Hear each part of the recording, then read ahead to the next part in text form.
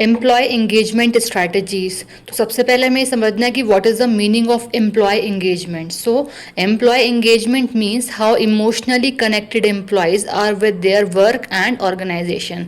कि एक किसी भी कंपनी की अगर हम एम्प्लॉय की बात करें तो एक एम्प्लॉय इमोशनली अपने वर्क एज वेल अपने ऑर्गेनाइजेशन के साथ किस तरीके से कनेक्ट रहता है उसको हम बोलते हैं employ engagement. It means employ का एंगेज होना अपने काम में और अपनी ऑर्गेनाइजेशन में, यह है employ engagement. And the topic is employ engagement strategies कि आखिर वो कौन सी स्ट्रैटेजीज हैं जिसके थ्रू हम कंपनी में एक ऑर्गेनाइजेशन में एम्प्लॉयज़ को एंगेज्ड रख सकते हैं। So these are the strategies जिनके थ्रू हम कंपनी में एक एम्प्लॉय को एंगेज रख सकते हैं। So the first strategy is effective communication कि हमें करना क्या है कि कंपनी में मेंटेन रखना है ओपन एंड ट्रांसपेरेंट कम्युनिकेशन।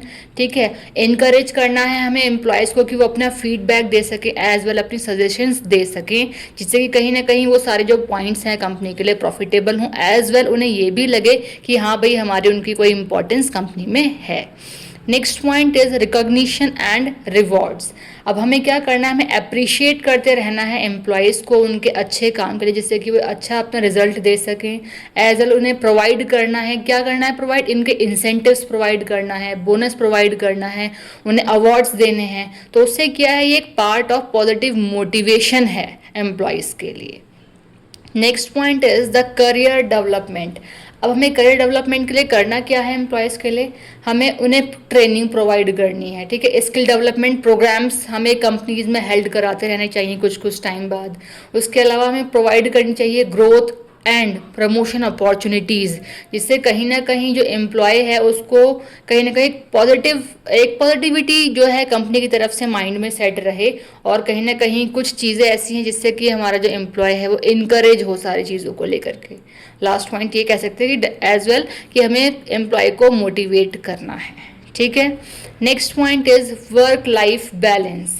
मतलब हमें करना क्या है कि जो वर्किंग लाइफ है एम्प्लॉयज़ की उसमें बैलेंस बना करके चलना है। अब वो क्या करना है हमें, उसके लिए हमें करना क्या पड़ेगा, फ्लेक्सिबल वर्किंग आवर्स रहेंगे। जैसे कि हमारा समर सीजन का टाइम कुछ अलग हो गया, विंटर्स का अलग हो गया, मतलब इस तरीके से वेरिएशंस रखने हैं। ठीक है, और हमें क्या करना है, वर्क फ्रॉम होम अपॉर्चुनिटीज़ देनी है। मतलब ये नहीं कि परमानेंट वर्क फ्रॉम होम है, मतलब इस तरीके से हमें एम्प्लॉय को एंगेज रखना है कि अगर जो एम्प्लॉय है कुछ ऐसी ट्रेजेडी हो जाती है कि एम्प्लॉय घर से मतलब ऑफिस नहीं आ सकता, घर से ही काम करना पड़े, तो वर्क फ्रॉम होम कर सकता है, कोई प्रॉब्लम ना। तो कंपनी को इससे कुछ नेगेटिव होगा, ना ही एक जो एम्प्लॉय है वो फ्री होगा। तो कंपनी के लिए भी प्रॉफिटेबल पॉइंट है और एज वेल एम्प्लॉय के लिए भी प्रॉफिटेबल पॉइंट है।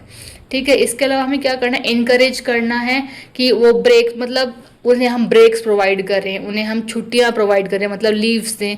तो उससे क्या है, जब एक एम्प्लॉय को वर्किंग एनवायरनमेंट के साथ साथ वर्किंग के साथ ही साथ उसे रेस्ट मिलता रहेगा, तो कहीं ना कहीं जो उसका माइंड सेट है वो पॉजिटिव ही रहेगा, एक हेल्दी माइंड सेट उसका रहेगा। जब हेल्दी रहेगा तो वो 110% परफॉर्मेंस कंपनी के लिए दे पाएगा।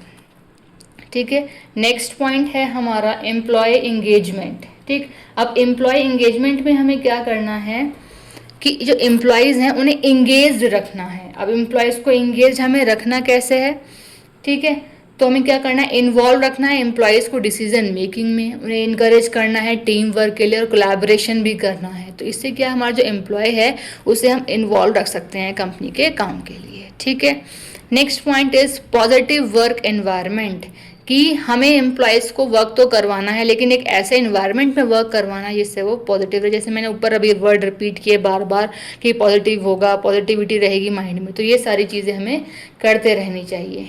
ठीक है, तो ये है हमारा पॉजिटिव वर्क इन्वायरमेंट। इसमें हमें क्या करना है, मेंटेन करना है एक हेल्दी और सपोर्टिव वर्क प्लेस, प्रमोट करना है।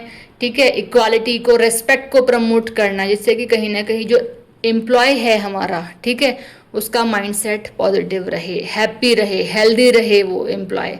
ठीक है, जब ये सारी चीज़ें होंगी तो कहीं ना कहीं एम्प्लॉय अपना अच्छा रिजल्ट, एक पॉजिटिव रिजल्ट कंपनी के लिए दे पाएगा।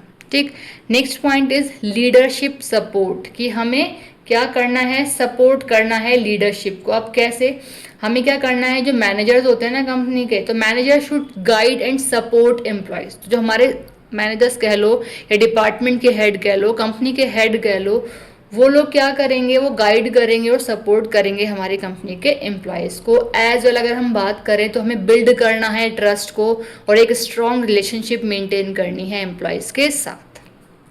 Next point is regular feedback, कि जो हमें एम्प्लॉयज़ के साथ या एम्प्लॉयज़ से रेगुलर फीडबैक लेते रहने चाहिए, कंडक्ट करवाने चाहिए परफॉर्मेंस रिव्यूज़, ठीक है, गिव्स कंस्ट्रक्टिव फीडबैक्स, जिससे कि कहीं ना कहीं जो हम एम्प्लॉयज़ हैं उनके व्यूज़ को जान पाएँ, उनके फीडबैक को ले पाएँ, ठीक है।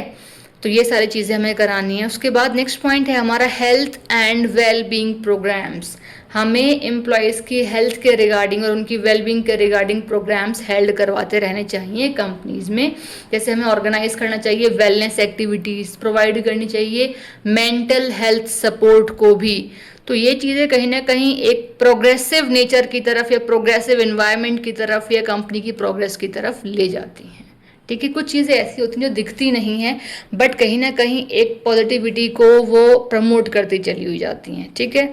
नेक्स्ट और last point is the clear good and clear goals, sorry goals है ये, आपको लग रहा होगा राइटिंग में कुछ है ना, तो क्लियर गोल्स एंड एक्सपेक्टेशंस, कि जो आपकी गोल्स और जो आपकी एक्सपेक्टेशंस हैं वो क्लियर होनी चाहिए।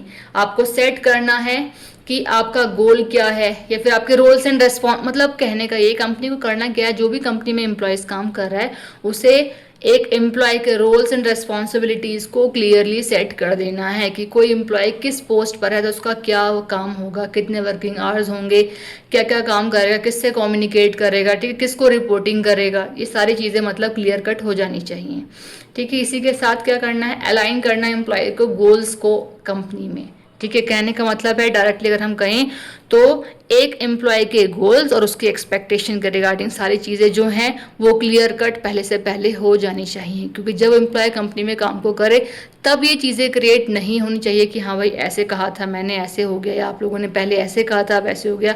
तो ये चीज़ कहीं ना कहीं नेगेटिविटी को क्रिएट करता है जो कि हमें कंपनी में नहीं करनी है। So these are the strategy जिसके थ्रू हम क्या कर सकते हैं, एम्प्लॉय को इंगेज रख सकते हैं कंपनी में, कंपनी की वर्किंग में।